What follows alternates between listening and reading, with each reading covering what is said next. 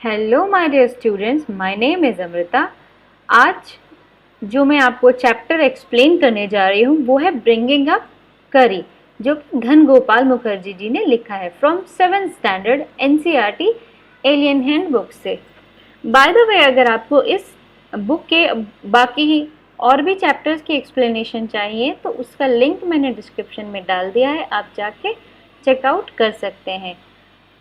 ये एक स्टोरी है baby elephant and human being के बॉन्ड की। हालांकि कहा जाता है elephants are the one of the smartest animal, उनकी मेमोरी बड़ी शार्प होती है। यहाँ पर भी जो नैरेटर है वो एक बच्चे के फॉर्म में, एक बच्चे के वे में स्पीक कर रहे हैं और अपने एक्सपीरियंस बता रहे हैं। कारी जो कि एक बेबी एलिफेंट है इस चैप्टर में। ये चैप्टर एक बुक है जो कि धन गोपाल मुखर्जी ने लिखी है, कारी द एलिफेंट, उसकी ही एक स्क्रिप्ट है, मीन्स उसका एक पार्ट है। Let's begin with a very interesting story bringing up करी। सो here in this story you have to consider 3 points. One is who was Kari, means who is Kari in this story, and what does Kari eat and how much Kari eat, and last is what is the nature of Kari. He is very playful, naughty, sensitive and he is intelligent also. और एक और चीज आपको याद रखनी है, एक बार कारी ने अपने इंटेलिजेंस की वजह से एक डूबते हुए लड़के को बचाया था। So here is the story. कारी जो कि एक बेबी एलिफेंट है, यहाँ पे नैरेटर हमें बता रहे हैं कारी जब उनके पास आया था वो एक 5 मंथ का बेबी था। तो नैरेटर उसको अपने घर के बाहर खुली जगह में एक टेंट बना के रखते थे।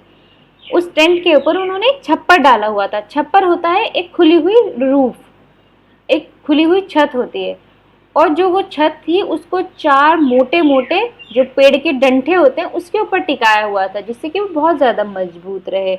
और कारी क्योंकि बेबी था और वो काफ़ी मस्ती करता था, काफ़ी शरारतें करता था, वो चारों तरफ अपने टेंट में घूमता रहता था। और कई बार क्या होता था, वो बार बार वो जो डंठे, जो लकड़ी के जिनके ऊपर वो टेंट टिका हुआ था, उससे टकरा जाता था, लेकिन फिर भी वो डंठे टूटते नहीं थे।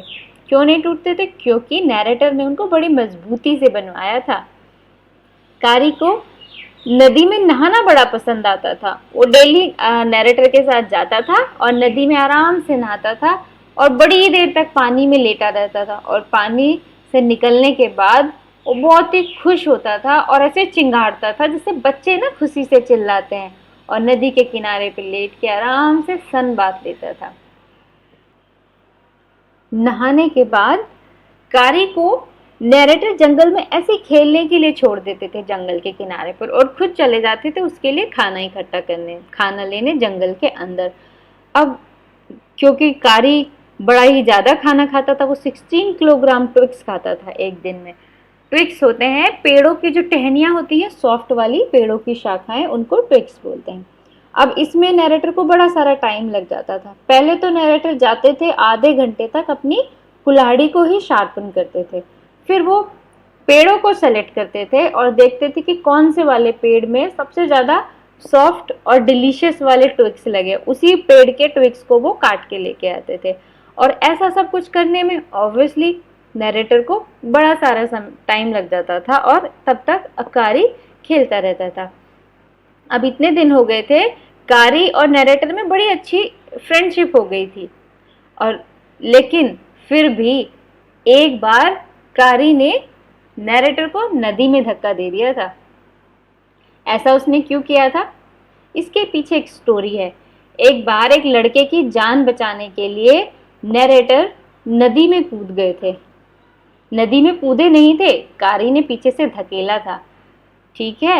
एक बार जब एक लड़का नदी में डूब रहा था और नैरेटर ने देखा कि वो लड़का नदी के सरफेस में जा रहा है, बीच में जा रहा है, डेप्थ में, तो नैरेटर ने क्या किया, छप से नदी में जंप कर दिया और उसको, लड़के को बचाने की कोशिश करने लगे और उसकी बॉडी को बाहर की तरफ खींचने की कोशिश कर रहे थे। बट जो नैरेटर हैं उनको स्विमिंग नहीं आती थी। अब जब स्विमिंग नहीं आती थी तो कैसे निकाले हैं वो बाहर खुद से, ये सब चीज़ें। और एक तो स्विमिंग नहीं आती थी और ऊपर से जो नदी का जो स्ट्रीम था वाटर का वो इतना ज़्यादा तेज था कि वो नैरेटर को पीछे की तरफ धकेल रहा था। मीन्स अगर नैरेटर आगे की तरफ आने की कोशिश कर रहे थे तो पानी के बहाव से उनको फिर से पीछे की तरफ चले जाते थे वो।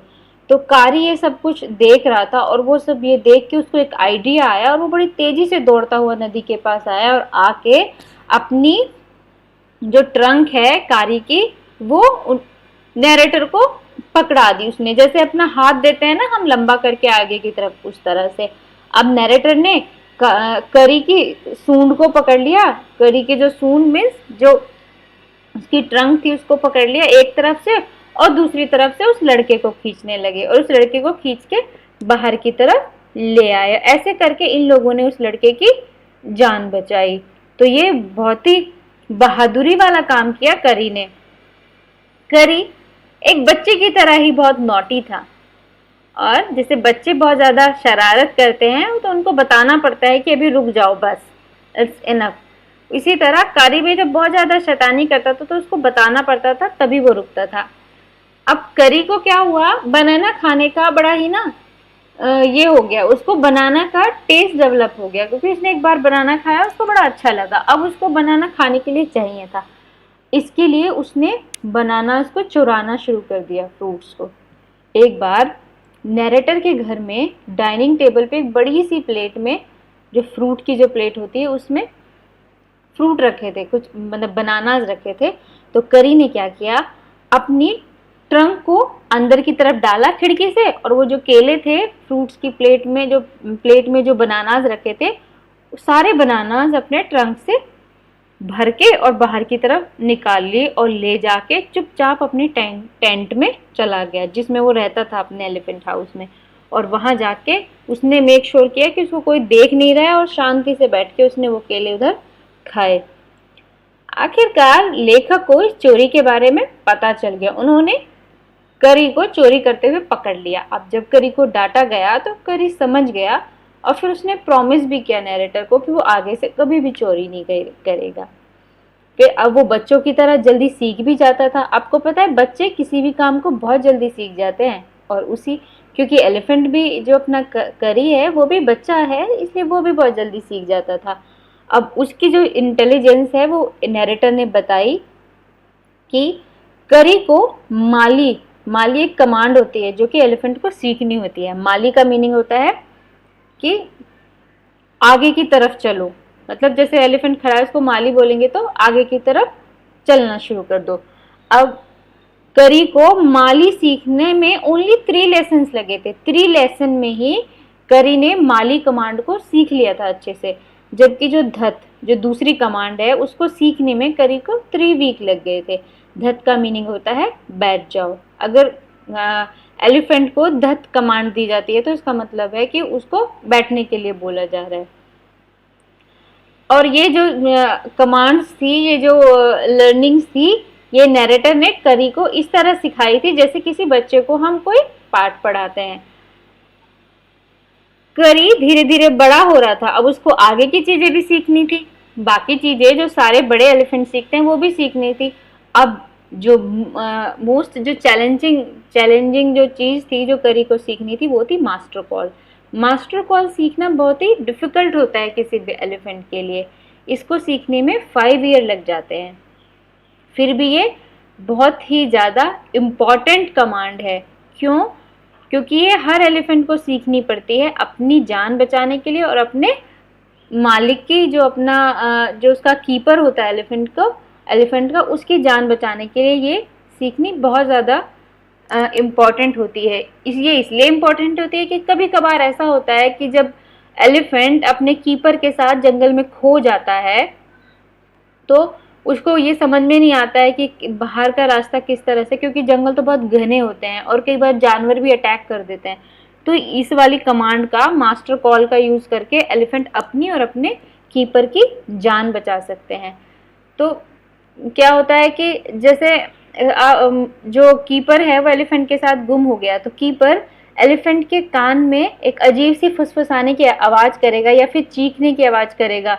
उसके अलग अलग मीनिंग होते हैं। इसका मतलब होता है जो ट्रेन एलिफेंट होता है वो समझ जाता है कि अभी हम किसी डेंजर में फंस गए और हमें इस डेंजर से निकलना है, तो वो उस कमांड के अकॉर्डिंग काम करना शुरू कर देता है। और उससे क्या, और वो सीधा एलिफेंट क्या करता है, तुरंत ही अपने सामने आए वाले पेड़ों को उखाड़ना शुरू कर देता है अपनी ट्रंक से। उसकी ट्रंक बहुत ही पावरफुल होती है, इससे सारे जानवर डर जाते हैं, यहाँ तक कि जो चीता होता है, टाइगर, वो भी डर जाता है मास्टर कॉल से। और हाथी एक के बाद एक पेड़ को गिराता चला जाता है और रास्ता बनाते हुए बाहर की तरफ निकल जाता है जंगल से। इस तरह से एलिफेंट अपनी और अपने जो कीपर होता है उसकी जान बचा सकते हैं। इसीलिए एलिफेंट को बहुत ही ज्यादा इंटेलिजेंट एनिमल कहा गया है, और ये बहुत ज़्यादा यूजफुल होते हैं। बहुत सारे काम होते हैं जो हैवी वाले, वो हम एलिफेंट की हेल्प से ही करते हैं। जैसे कि टिम्बर फैक्ट्री होती है जहाँ पे बड़े बड़े लकड़ी के गट्ठे होते हैं, वहाँ पे एलिफेंट काम करते हैं। एंड डियर स्टूडेंट्स, ये जो एलिफेंट है हमारा कारी, ये इतना छोटा था उस टाइम पे, ये 5 मंथ का था, और जो नरेटर थे वो 9 ईयर ओल्ड थे। लेकिन फिर भी नरेटर कारी की पीठ तक बड़ी मुश्किल से अपना हाथ पहुंचा पाते थे, क्योंकि जो एलिफेंट्स होते हैं उनका साइज बहुत बड़ा होता है, और इतना बड़ा साइज होता है कि वो बचपन में भी, जितनी हम बड़े होके हमारी हाइट होती है 9-10 ईयर में, उतनी उनकी हाइट ऑलरेडी जब वो पैदा होते हैं तब से कुछ दिन बाद ही हो जाती है, 2-3 महीनों में। एंड डियर स्टूडेंट्स, जो अपना करी है, करी द एलिफेंट, ये नरेटर को मिला था एक टाइम पे जब वो 5 मंथ का था, और तभी से वो नरेटर के साथ रह रहा था, खेल रहा था, इसीलिए, और बड़ा हो रहा था, और इसीलिए इस चैप्टर का नाम ब्रिंगिंग अप करी रखा गया है। क्योंकि इसमें इस पूरे चैप्टर में डिस्क्राइब किया है कि एक बेबी एलिफेंट नरेटर के पास आता है, कैसे वो धीरे धीरे चीजें सीखता है, देन वो चीजें सीख के बड़ा होता है, देन वो किस तरह से उसको, वो नोटी हो जाता है, फिर देन उसको समझाते हैं तो वो समझ जाता है। तो उसका सारा डिस्क्राइब किया हुआ है इस चैप्टर में। And this chapter is very interesting. Dear students, you go through with the reading and you read it very carefully and enjoy it.